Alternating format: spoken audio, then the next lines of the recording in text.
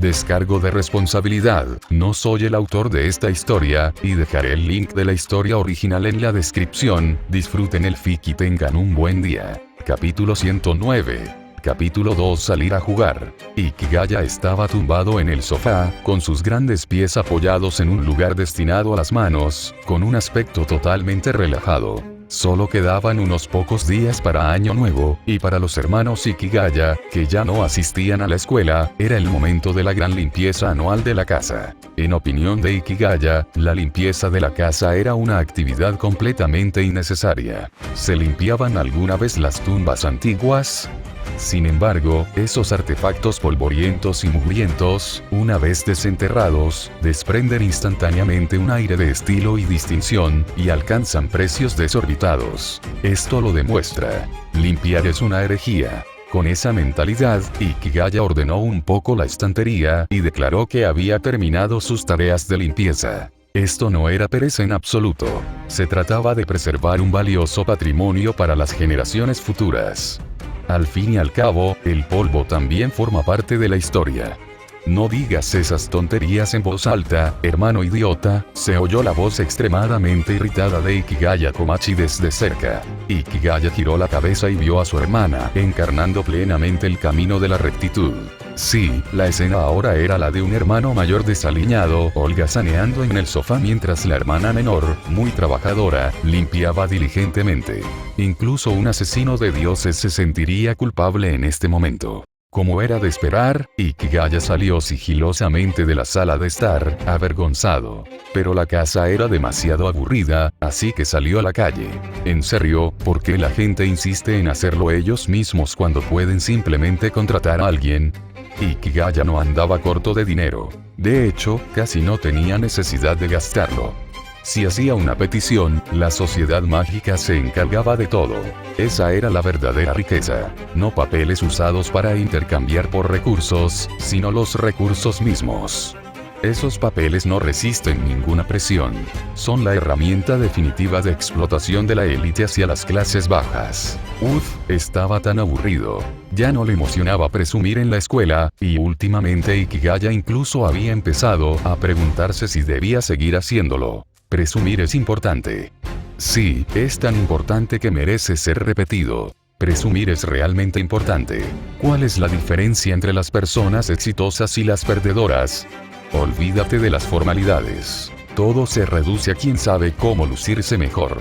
Ikigaya pensó que seguía siendo un tipo bastante exitoso. Quizás todos los demás estaban encerrados limpiando, porque las calles del barrio, que normalmente estaban bastante concurridas, ahora estaban desiertas. Estuvo dando vueltas un rato y acabó en un parque cercano. Este parque tenía cierta importancia. Fue allí donde conoció a aquel egipcio y donde vio a Shirahama Kenichi discutir con su amigo de la infancia. Pero casi nunca había gente aquí. Realmente no tenía ni idea de por qué habían construido este lugar. Ikigaya entró en el bosque y chasqueó los dedos. Silencio. Su rostro se puso verde. ¿Qué demonios? Este ninja estaba ciego. Claramente estaba preparando un momento genial, porque nadie reaccionaba. ¿Acaso parecía el tipo de persona que chasquea los dedos al aire por diversión? Te estoy llamando, ¿sabes? Dijo finalmente en voz baja, dirigiéndose a los árboles que tenía al lado. Maldita sea. ¿Por qué los humanos tenemos que hacernos daño unos a otros? ¿Te costaría tanto seguirme el juego? ¿Ah? Se oyó una voz confusa desde las sombras. Ah, tu cara. Ikigaya sintió un fuerte dolor de estómago. Sal de aquí, idiota. Ah. Exclamó una voz nerviosa. Una figura saltó rápidamente de entre las sombras y aterrizó frente a él, arrodillándose. Era un ninja. No hace falta preguntar por qué, ¿quién más se vestiría así? Este tipo era miembro del grupo de armas Johnny. Desde que Ikigaya organizó una pelea con ese estúpido espadachín, el grupo de armas no se había atrevido a hacer tonterías. Si bien servían a ese idiota espadachín como su amo, tampoco se atrevían a ignorar las peticiones de Ikigaya. Para demostrar su arrepentimiento, habían asignado a bastantes personas para que custodiaran a Ikigaya y les sirvieran. Este ninja era uno de ellos. El grupo de armas lo consideraba un miembro de la élite, pero para Ikigaya, simplemente parecía un muerto viviente. Señor Ikigaya. El cabeza hueca debió haber sentido la mirada asesina de Ikigaya, porque ni siquiera se atrevió a levantar la cabeza. En este mundo existían dos tipos de ninjas. Uno era como este tipo, perteneciente al oscuro submundo. Aunque utilizaban energía mágica, no lanzaban hechizos. Su ninjutsu era esencialmente artes marciales. El otro tipo eran practicantes de magia. Su ninjutsu consistía literalmente en técnicas mágicas. No podían hacer rasengans ni invocar bestias con cola ni nada por el estilo, pero sus hechizos eran sin duda malvados y siniestros. Estos dos tipos de ninjas se consideraban basura y siempre peleaban cuando se encontraban. Los compañeros son enemigos. Encarnaban esa frase a la perfección. Pero a Ikigaya no le importaba. ¿Alguna noticia de Tokio? Tenía muchas ganas de humillar a ese idiota, pero le pareció inútil, así que fue directo al grano. La familia Kusanagi no tiene planes de abandonar Tokio por el momento, y no ha habido contacto con los italianos, respondió el ninja. A pesar de ser un idiota, la inteligencia del ninja parecía decente. Oh, gracias. Que tu gente siga vigilando. Avísame si algo cambia. Ikigaya saludó con la mano, algo decepcionado. El ninja asintió y, con un silbido, desapareció de nuevo en el bosque. Ser demasiado observador tampoco es bueno. Se suponía que esa escena iba a ser genial, con el ninja desapareciendo sin más. Pero desde el punto de vista de Ikigaya, lo único que vio fue el trasero del tipo asomando mientras saltaba. Arruinó por completo el ambiente. Ahora que lo pienso, quizás calculó mal. Dada la edad de Kusanagi Godou, debería estar rumbo a Cerdeña por estas fechas. Quizás debería coger la pizarra y acampar allí él mismo. De todas formas, Donio Boban lo habían invitado a Europa. Y ya que estaba en ello, podría pasarse por Egipto. Echaba mucho de menos a esos sacerdotes. Como estaba aburrido a morir, no estaría bien simplemente dar una vuelta. ¡Qué aburrido! Ikigaya vagó con el rostro sombrío hasta que el cielo se oscureció y finalmente no pudo soportarlo más, así que se dirigió a casa. Al abrir la puerta, lo primero que vio fue una sala de estar limpia. Luego, el kotatsu caliente. Ikigaya Komachi yacía tendida como si estuviera muerta, mientras Tamamo no Mae estaba sentada sobre su cabeza, acicalándose con la lengua. Ikigaya se acercó, cogió a Tamamo no Mae y la apartó con indiferencia, luego se sentó a él mismo, metiendo los pies debajo del kotatsu. Si estás tan cansado, ¿por qué no contratas a alguien? Agitó una mano delante de la cara de Komachi. ¿Ya te has recuperado? Uf, me muero, Komachi gimió, apartando la cara. La limpieza, tanta basura que clasificar, y mi hermano basura también necesita ser clasificado. Vaya, cálmate. Además, ¿qué le pasa cuando lo mira con esa mirada extraña mientras gime? No puedo seguir. ¿Es algún idioma nuevo de la tierra o qué? Bueno, gracias por el esfuerzo, respondió Ikigaya secamente. Estoy tan cansado. Sí, bueno, gracias de nuevo. Komachi se está desmoronando. ¿Qué quieres? ¿En serio? Esta chica era un verdadero fastidio. Y seguía mirándolo con esas caras raras. ¿Quieres salir esta noche? Ikigaya preguntó con cautela. Sí, por favor, exclamó su hermana, animándose al instante. Quiero ir al santuario. Ikigaya quedó estupefacto ante su descarado intento de que la invitara a salir. Pero realmente no tenía ganas de ir a un santuario. No es que tuviera la extraña afición de destruir santuarios por diversión cuando estaba aburrido. Vamos. Vamos. Exclamó Komachi con un puchero. Si no vas, significa que no te importa. Está bien, cedió Ikigaya, impotente. Después de todo, en cierto modo, él no estaba equivocado. Si la niña quería ir, que así fuera, siempre y cuando él no tuviera que participar realmente en el culto. Capítulo 110. Capítulo 3. Transmisión. Japón será pequeño, pero tiene una alta densidad de población, por lo que el hacinamiento en el transporte público era considerable. Esta no era la primera vez que Ikigaya experimentaba esa sensación. Tras viajar en el tren abarrotado durante algunas paradas, Ikigaya guió a Komachi, siguiendo a la multitud que salía de la taquilla, bajando una pendiente hasta llegar a un santuario. Este santuario se llamaba Santuario Asama, aunque Ikigaya no entendía del todo lo que significaba el nombre. Él solo sabía que, desde la antigüedad, el pueblo japonés veneraba el monte Fuji, que entraba en erupción con frecuencia, considerándolo la morada de dioses y budas, y desarrollando así una cultura única de culto a esta montaña. En la antigüedad, los japoneses incluso creían que, al ascender desde la región del Fuji hasta la cima, venerando a lo largo del camino y peregrinando por los terrenos sagrados al pie de la montaña, podían recibir el poder espiritual de los dioses y budas que habitaban en el monte Fuji y, finalmente, alcanzar el renacimiento o el nirvana.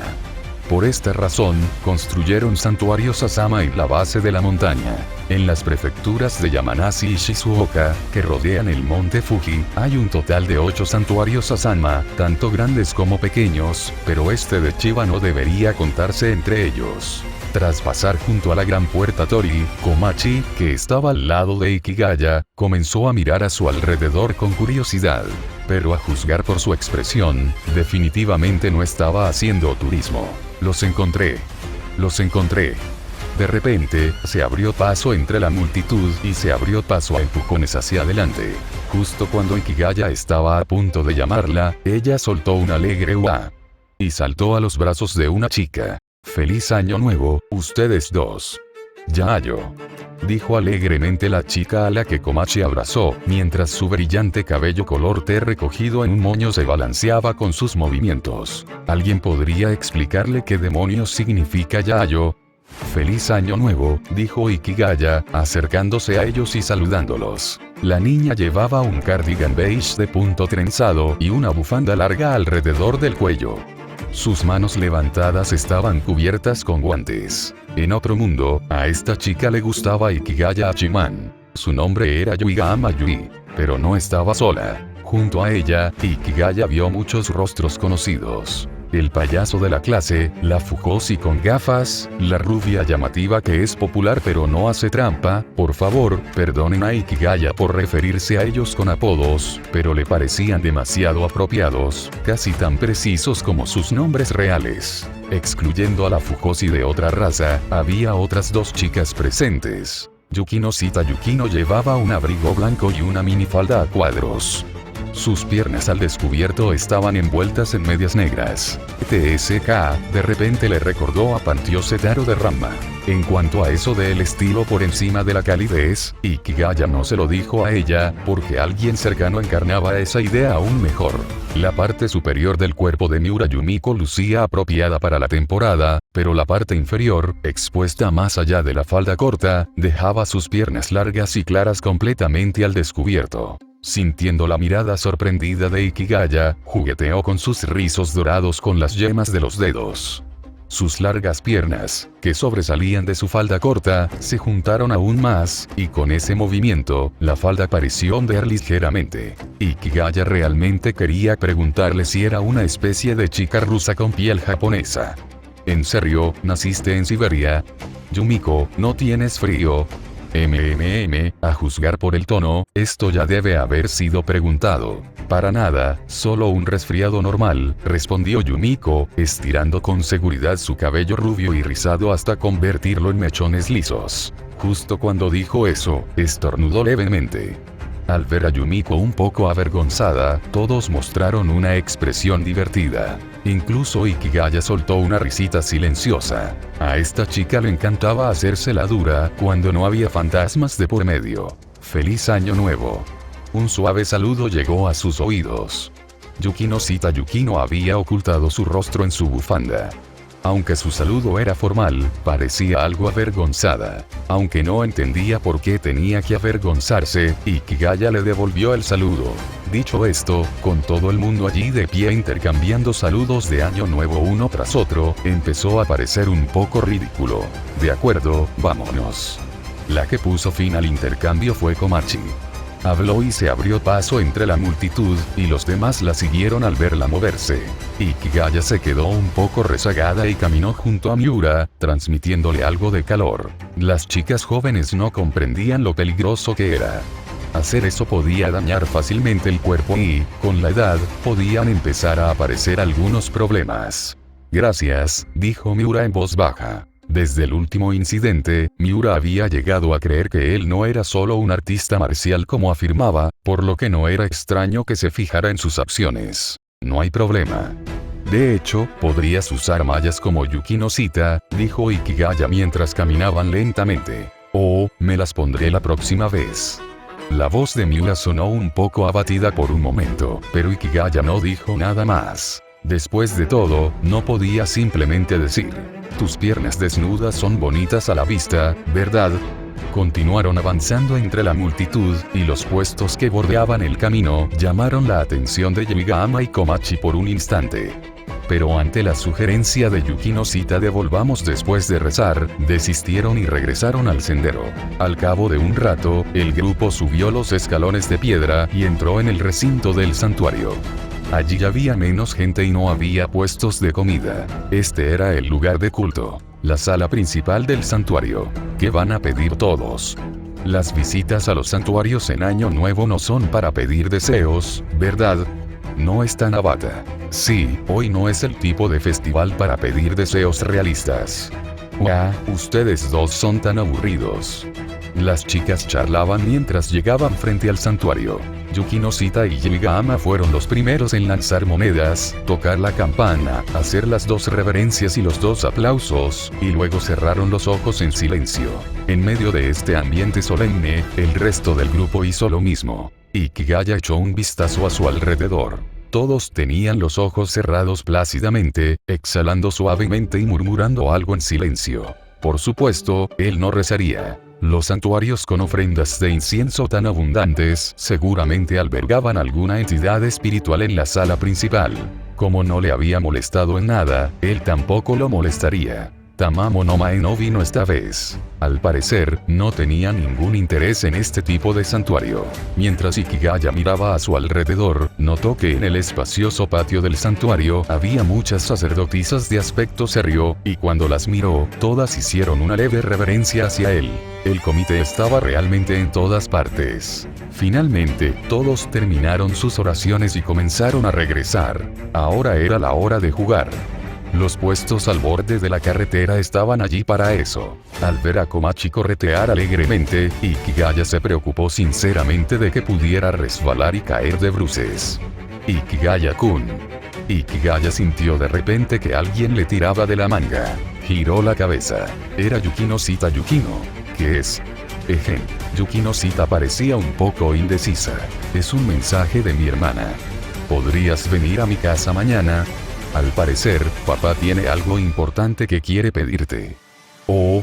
Tras pensarlo un momento, aceptó. Aunque no entendía por qué la familia Yuki no Sita no le había pedido a Haruno que se lo dijera directamente, no había nada de malo en estar de acuerdo. Pero entonces oyó a Yuki no Sita Yukino preguntar, tú y mi hermana, realmente no tenéis ese tipo de relación, ¿verdad? Ya sabes cómo es tu hermana, no te preocupes, nosotras no somos así. De verdad que no la soporto. ¿Es así? Yuki no Sita Yukino pareció un poco disgustada, pero rápidamente recuperó su expresión fría habitual y se hizo a un lado. Capítulo 111. Capítulo 4 Montaña Fénix. La residencia de los Yuki no Sita no fue difícil de encontrar. Al ser una de las familias adineradas de la zona, su dirección no era precisamente un secreto. Cuando Ikigaya llegó a la casa de los Yuki no Sita, los miembros de la familia ya lo estaban esperando en la puerta. Tras ser recibido calurosamente en el interior, vio a una pareja de mediana edad que se acercaba apresuradamente con pasos supuestamente educados, pero claramente impacientes. La mujer vestía un kimono, pero sus pasos eran sorprendentemente rápidos. El hombre, menos tradicional, llevaba traje. Deben ser la pareja Yuki no Sita. Ikigaya no podía percibir la presencia de Yuki no Sita Haruno en esa casa. Aunque había despertado al poder del viento y no podía localizar con precisión personas u objetos, siguiendo las corrientes de aire como Boban, aún podía percibir la presencia de diferentes individuos. Sin embargo, aquí no podía sentir la presencia de Haruno. Además, el aire desprendía un aroma inquietante y ansioso. Parecía que algo realmente había sucedido, tanto que la familia Yukino Sita se puso en contacto con él para pedirle ayuda a través de Yukino. Pero, sinceramente, fue la decisión correcta. Dado que eran compañeros de clase y pertenecían al mismo club, en circunstancias normales, no habría rechazado una petición de Yukino. Si hubiera sido otra persona, probablemente no habría estado de acuerdo. Señor Ikigaya, es un honor conocerle, dijo el hombre de mediana edad con el rostro lleno de emoción, y añadió rápidamente. Sé que esto es de mala educación, pero no tenemos otra opción. Por favor, salve la vida de Haruno. ¡Wow! Salvarle la vida. Este giro argumental parece un poco extremo. ¿Puedes explicarme la situación primero? Ikigaya arqueó una ceja. Para ser sinceros, la familia Yukino Sita lo trataba bastante bien. Digan lo que digan de la personalidad de Haruno, su hospitalidad era excelente. Y considerando su relación con Yukino, si necesitaban su ayuda, no era que no pudiera ayudar. Pero, ¿qué demonios? ¿Por qué alguien querría matar a Yukino Sita Haruno? Su confusión pronto se disipó en parte gracias a la explicación de la pareja. Todo se redujo a 2 palabras. Mala suerte. Era como pisar excremento nada más salir de casa. No había otra forma de explicarlo. Y la explicación de los Yukino Sita tampoco era del todo precisa, porque la vida de Haruno no corría peligro. El problema radicaba en su mente. No la habían secuestrado. Se había marchado por su propia voluntad. Su mente estaba trastornada. Ahora veía a otra persona como su amo. El responsable de esto fue una figura misteriosa que afirmaba provenir de la montaña Fénix. Lo más ridículo, esa persona jamás tuvo la intención de tener nada que ver con la familia Yukino Sita. Haruno simplemente pasó por el lugar equivocado en el momento equivocado y se vio envuelto en el asunto. Desde este punto de vista, estas personas seguían siendo, en cierto modo, decentes. Al menos avisaron, aunque no tuvieran intención de solucionar el problema por sí mismas. De acuerdo, tengo una pregunta.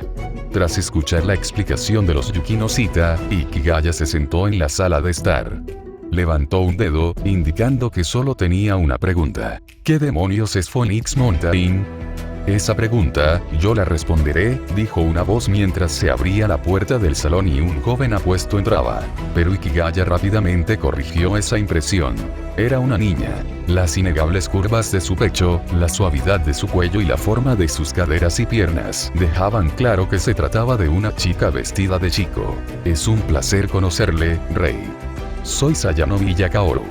Ese tipo raro de la última vez, era de los tuyos, ¿verdad? Ikigaya cogió la taza de té de la mesa y bebió un sorbo para humedecerse la garganta. Parece que ustedes 4 familias no se llevan nada bien. Pero no me metan en sus líos. No soy muy inteligente emocionalmente. Me enfado con facilidad. Eres el rey de todos los magos y guerreros. ¿Cómo podríamos atrevernos a involucrarte en tales cosas? La bella mujer, vestida de hombre, sonrió con naturalidad. Simplemente deseo cumplir con mi deber para con el rey de Japón. En este momento, quienes te atienden son todos guerreros extranjeros, totalmente indignos de tu estatus. Habla con normalidad, gracias, dijo Ikigaya, dejando la taza de té sobre la mesa. Se le ponía la piel de gallina. ¿En serio, cómo puede alguien decir semejantes barbaridades sin inmutarse? Muy bien. La supuesta montaña Fénix no está en Japón, dijo Sayanomi Yakaoru, cambiando de tema con naturalidad, sin inmutarse por la expresión de disgusto de Ikigaya. Pero esta vez, el contenido sí que captó el interés de Ikigaya. Adelante, le indicó con un gesto que continuara. En las montañas Bayanar de China, hay un lugar llamado Montaña del Espíritu del Puño. Al sur se encuentra la Montaña del Fénix. Quienes secuestraron a la señorita Yukino Sita probablemente pertenecen al clan de la Montaña del Fénix, que ha vivido allí durante generaciones. Incluso dentro de China, este clan está rodeado de misterio. Son uno de los pocos grupos que, a pesar de no haber jurado lealtad a la sagrada secta de las 5 prisiones, no han sido reprimidos. Por alguna razón desconocida, llegaron recientemente a Japón. Lo que Sayanomi Kaoru dijo de una sola vez no fue mucho, pero contenía información sustancial. La sagrada secta de las 5 prisiones en China. Ikigaya había oído hablar de ella. Entre los asesinos de dioses, el único que había establecido una fuerza organizada era Luo de China. Considerada la máxima exponente de las artes marciales, se decía que esta reina ya dirigía una secta marcial en China incluso antes de convertirse en asesina de dioses. Posteriormente, era lógico que se convirtiera en la gobernante suprema del mundo marcial chino y fundara lo que se convertiría en la secta sagrada. El término mundo marcial era el que utilizaba China para referirse a su sociedad mágica. Debido a su creencia milenaria en la autoridad central, su sociedad mágica también había dado origen al concepto de supremo marcial o líder de la alianza marcial, el soberano nominal del mundo marcial. Pero cuando ese señor supremo era un asesino de dioses, ya no era solo un título. Tenía el control real sobre la mayor población mágica y la mayor riqueza del mundo. Para mantenerse independientes en ese entorno, el clan de Phoenix Mountain demostró tener mucho coraje. Aunque Ikigaya supuso que probablemente se debía a que el rumoreado Luo era un ermitaño empedernido. Al igual que Boban, Luo no era una persona moderna. Pertenecía a otra época y no se había dejado ver por el mundo en más de 100 años. De hecho, casi nadie vivo hoy en día la había visto. Nadie sabía siquiera cómo era físicamente. De hecho, la gente ni siquiera estaba segura de si era hombre o mujer. Si Phoenix Mountain estaba un poco aislada, lo más probable es que a este ermitaño empedernido no le importara ir hasta allí. Pero el hecho de que un asesino de dioses no estuviera interesado no significaba que otros no lo estuvieran. Suena interesante. ¿Tienes la dirección?, preguntó Ikigaya. Sí, aunque el gran Luo no quisiera irse, no tenía ningún problema. Desde que llegó a este mundo, e incluso en su mundo anterior, nunca había salido de Japón. A diferencia de Japón, China contaba con una organización aliada clandestina, lo que facilitaba la comunicación. Incluso podía obtener información actualizada de Kusanagi Godou sobre si se trasladaría. Últimamente, se aburría muchísimo. Si esperaba más, podría acabar ahogándose. Así que quedó decidido. Iría a la montaña Fénix. Entregaría el paquete llamado Yukino Sita Aruno. Haría un poco de turismo. Traería algunos recuerdos. Capítulo 112. Capítulo 5. En busca del clan de la montaña Fénix. Desde que recibimos la ayuda del dios de la tecnología, los viajes de larga distancia ya no son un problema. Porque tenemos aviones. Desde que tenemos aviones, prácticamente todo el mundo es un gran hechicero. La organización Yomi es prácticamente inútil para Hachiman en lo que respecta a las operaciones principales ahora, pero sigue siendo bastante efectiva para trabajos secundarios. Por ejemplo, viajar en avión. Mencionó accidentalmente esta cosa sin importancia 3 veces. Un desperdicio total. Pero Hachiman finalmente comprendió por qué Lord Luo no estaba interesado en el Monte Fénix. Maldita sea, está lejos. Y remoto. En muchos sentidos, este mundo no se diferencia del hogar original de Hachiman. Así, la versión de China de este mundo también cuenta con la provincia de Qinghai, las montañas Bayanar e incluso la antigua calzada Tangtubo. Hablando de ese antiguo camino, es legendario. He aquí la historia. En la dinastía Tang, una noble rica y hermosa sintió que no le bastaba con acostarse con los galanes de la dinastía, así que decidió ampliar su negocio. Llegó a Tubo, sedujo al funcionario de mayor rango, tuvo varios hijos con él y, tras su muerte, quizás por agotamiento, se convirtió en la mujer más temible de todo Tubo, sin rival. Esto demuestra que la sociedad humana, que comienza con clanes matriarcales, es totalmente científica. Por muy fuerte que sea el toro, no puede sobrevivir en el campo, ya sea húmedo o seco. Por no mencionar, ¿en serio crees que alguna belleza de la dinastía Tang era seca? No bromees. Si no era inundada, las tumbas de tus ancestros deben estar echando fuego, ¿de acuerdo? En fin, me estoy desviando del tema. Esto no trata sobre cómo las mujeres de hace 1000 años seducían a los hombres, sino sobre cómo los cazadores de dioses modernos se van de vacaciones. Volviendo al tema. Para ser justos, aunque está lejos, es remoto y hay más pájaros que personas, el paisaje de las montañas Bayanar es bastante bonito. Hachiman está allí de pie ahora. Levanta la vista y ve un terreno imponente, montañas onduladas y una majestuosa cordillera ininterrumpida. Llegó a China hace más de una semana, y el viaje ha sido revelador. En primer lugar, la protección del medio ambiente es excelente. No hay nada de contaminación atmosférica. Si bien han introducido la civilización occidental, los chinos de esta región han conservado bastante bien su propia cultura. La ropa de la gente es moderna, pero su espíritu y actitud son muy diferentes de lo que él recuerda. En este país, las celebridades más veneradas son los artistas marciales. Donde quiera que haya gente, en Hachiman se percibe una fuerte cultura marcial. Joder, es como un mundo wuxia modernizado, en serio. ¿Por qué decimos eso? Porque en este país, lo que más se ve no son las artes marciales de su organización Yomi que reflejan su vida pasada, sino estilos extraños sacados directamente de las novelas wuxia, donde la gente usa energía interna para desatar artes divinas o demoníacas. No preguntes cómo lo sabe. Es un asesino de dioses, ¿de acuerdo? El tipo de persona más despistada del planeta. Este físico, naturalmente, atrae todo tipo de rarezas. En resumen, ser desorientado ahora es una etiqueta que lo explica todo. Si no lo entiendes, aún no eres lo suficientemente guay.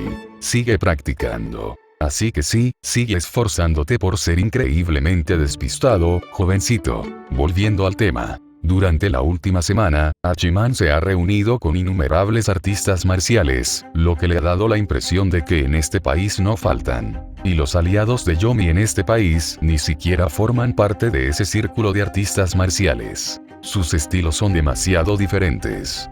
¿Acaso Dragon Ball y Jormungandr, la reina de las armas, podrían tener una conversación amena?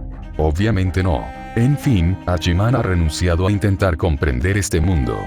Está cansado de criticarlo. Seimokusa, ¿no puedes elegir un género?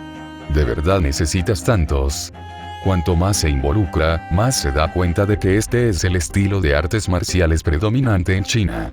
Si todo esto se debe a que el verdadero gobernante supremo de este país es un asesino de dioses famoso por sus habilidades en artes marciales, entonces es seguro decir que dicho asesino de dioses probablemente sea un fanático acérrimo del wuxia.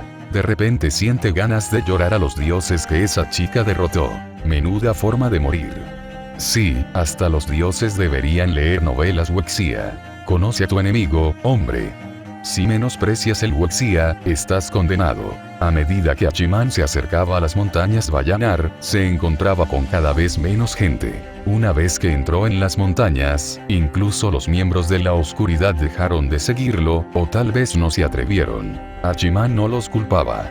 A sus ojos, el simple hecho de sobrevivir en este país los hacía valientes. En ese momento, las montañas de Vallanar estaban experimentando fuertes nevadas. No me refiero a esa nieve blanda y ridícula con la que ni siquiera puedes echarte una guerra de bolas de nieve, sino a la nieve grande y feroz. Lo peor de todo es que no era constante. Nevaba y luego paraba, burlándose de ti sin parar. Debido a la gran altitud y la vasta extensión de la zona, las montañas no eran particularmente empinadas, sino más bien de pendiente suave. Cuando llegaba la nieve, espesas nubes negras irrumpían desde el otro lado de los picos, arremolinándose por el cielo y arrojando densos copos de nieve sobre los viajeros. Esa sensación, pura felicidad. Pero solo si eres un tipo rudo súper despistado. Como uno de los únicos 7 tipos duros súper despistados del mundo, Hachiman sin duda tiene derecho a llamarlo felicidad. Achú. Estornudando, Hachiman hizo un gesto obsceno al cielo mientras caminaba por las montañas. ¿Quién diablos me está maldiciendo? ¿Eres tú, Seimokusa? No dejes que lo averigüe. Un hombre sabe lo que hace. Hachiman tenía la vaga sensación de que lo que había estado haciendo últimamente había sido un tanto imprudente. Probablemente mucha gente lo estaba maldiciendo a sus espaldas. Las crestas de las montañas Vallanar eran anchas y planas como llanuras. En los valles entre las montañas, rebaños de iax y ovejas vagaban a lo largo y ancho. Las soleadas laderas estaban cubiertas de prados, como verdes mantas de terciopelo, salpicados aquí y allá por chozas nómadas. La forma que tenía Hachiman de pedir indicaciones era sencilla. Cada vez que veía a alguien, preguntaba, ¿cómo llego al Monte Fénix? Y la respuesta siempre era una mirada de desquiciado, seguida de la persona alejándose sin decir palabra. Perdió los estribos tras ser tratado así por enésima vez. Tras adoptar un enfoque un tanto más directo y contundente, finalmente descubrió la razón. Para los lugareños, el clan de la montaña Fénix es un tabú, porque ese clan no es humano, o al menos, solían serlo. Preguntar por ellos es como decir que ya no quieres ser humano. Los muertos no cuentan como personas. Esto demuestra el profundo rechazo que ese clan siente hacia los forasteros. En fin, basta de divagaciones. Gracias a la ayuda entusiasta y honesta de los lugareños, Hachiman finalmente descubrió la dirección del monte Fénix. Y también confirmó una cosa. Su versión de China definitivamente no incluía este lugar. Porque después de caminar en esa dirección durante unos días, llegó a un lugar llamado Husenkyo, pueblo de la fuente maldita. Era una región repleta de aguas termales de todos los tamaños. Normalmente, un lugar como este sería perfecto para el turismo, y la gente de aquí es tan apasionada por el turismo como la del planeta natal de Hachiman. Lo extraño, no hay nadie.